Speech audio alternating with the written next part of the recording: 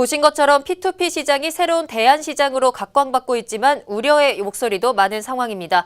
보도국 한치호 논설위원과 P2P 시장을 더 자세히 들여다보겠습니다. 안녕하십니까? 네, 안녕하십니까?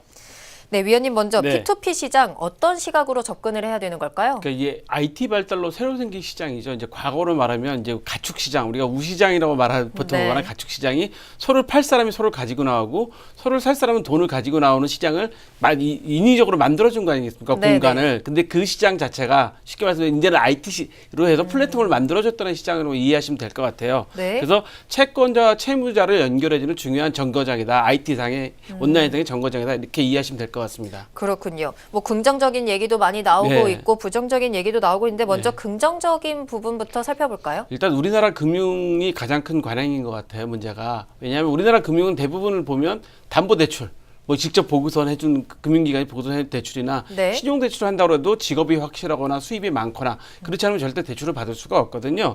그래서 일단 긍정적인 면에서는 그게 부족한 분들한테 대출을 할 수 있다는 게 첫 번째 면이고요. 네. 두 번째로는 이제 투자처가 현재 금리가 떨어져서 투자처가 부족하시잖아요. 그런 분들한테 새로운 투자처를 만들어줄 수 있다는 게 있고요. 그다음에 지금 말씀드린 것처럼 대출 실수요자들 이번 이제 파리 대책처럼 그 강력한 대책이 나왔을 때 실수요자가 금융기관에서 대출을 받지 못하는 경우 그런 경우에도 또 향할 수 있으니까는 긍정적인 면도 있다고 봅니다. 간단하게 말해서 좀 대출을 조금 쉽게 할 수 있는 제도이다라고 이해를 그렇죠. 할 수 예. 있는 거군요. 그렇다 보니까 아무래도 대출을 그렇게 쉽게 해주다 보면 부정적인 면들이 나오지 않을까 하는 우려의 목소리가 있는데 부정적인 시각의 이유를 짚어주신다면요? 이제 부정적인 문제는 뭐냐면 지금 외국의 사례도 보면 지금 부실들이 좀 속출하고 있거든요. 부실들이 속출하는 이유가 뭐냐면 P2P 업체의 공신력 문제예요. P2P 업체들이 금융기관이 아니다 보니까 우리나라 금융기관들은 뭐 다 정부의 가이드라인이나 뭐 기준에 따라서 감독도 받고 허가도 받는 상태잖아요. 근데 네. P2P 업체들은 제대로 그 공신력 있게 정보를 얼마나 제공해 주느냐, 그다음에 그 정보 제공력이 맞느냐.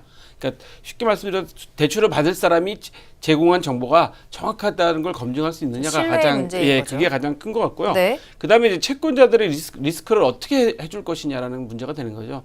우리 금융기관에는 예를 들어 예금을 하면은 예금자 보호를 받지 않습니까? 네. 그렇지 않은 상태죠. 그러니까 금융기관의 예금에서도 예금자 보호 받지 않는 게 있죠. 신탁 상품이나 이런 상품들은 받지 않습니다. 펀드 상품들은. 그래서 이렇게 했을 때 이걸 과연 그 채권자들한테 어떻게 이해를 시킬 것이냐. 그다음에 이용하는 소비자들의 그 채무자들의 실질 상환 능력을 어떻게 평가해 줄 수 있느냐.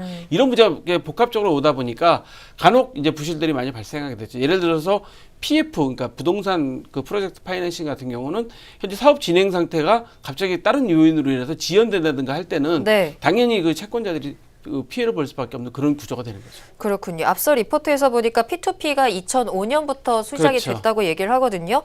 한 12년 정도 그렇게 역사가 긴 금융은 아니라고도 할 수 있을 것 같은데 각국마다 반응들이 굉장히 다른 것 같아요. 그렇죠. 이제 아무래도 이제 중국이 가장 큰 시장이라고 아까 이야기했는데 중국은 경제가 팽창하다 보니까 또 인구가 많고 경제 규모가 팽창하다 보니까 이제 갑자기 급성장한 케이스가 되는데요. 네. 아까 중국의 이제 부작용도 우리 기자가 설명을 했지만 이제 비도덕적인 문제가 생기는 거죠. 과거 우리나라도 대부업체들 보면 뭐 신체 포기 각선이 뭐 그런 거 쓰라고 네. 했던 적이 있잖아요. 그러니까 그런 부분들이 이제 문제가 생기게 되는 건데 그 외국들은 왜 이렇게 외국도 마찬가지죠. 지금 저금리 기조다 보니까 투자처가 없는 것이고 진짜로 자금이 필요하신 분들이 부족한 그 외국도 똑같은 현상을 겪고 있는 거죠. 이게 이제 금융이 발달된 영국이나 미국서부터 이제 시작된 거니까 네. 그쪽은 이제 뭐 상장된 기업도 있다고 하는데 이제 플랫폼을 어떻게 활용하느냐.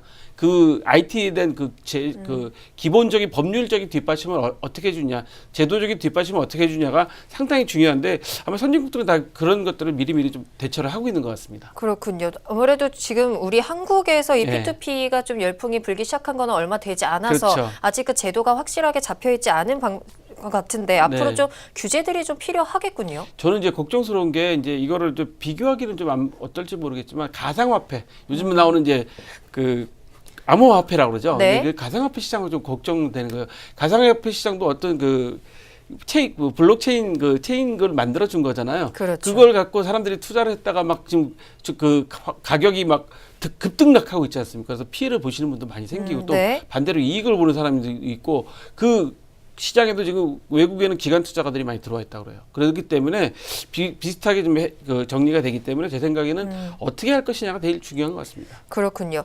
어쨌든 현재 우리나라에서 계속해서 이 P2P 금융이 성장을 하고 있는 네. 추세인데 앞으로도 계속 성장이 가능하다고 보십니까? 저는 현재 금융 관행이 계속된다고 하면은 이 성장세는 멈출 수 없다. 계속될 수 있다고 보고요. 네. 다만 여기서 가장 중요하게 이 안정적인 성장을 하려면 P2P 업체와 채무자의 신뢰관계가 상당히 중요하다.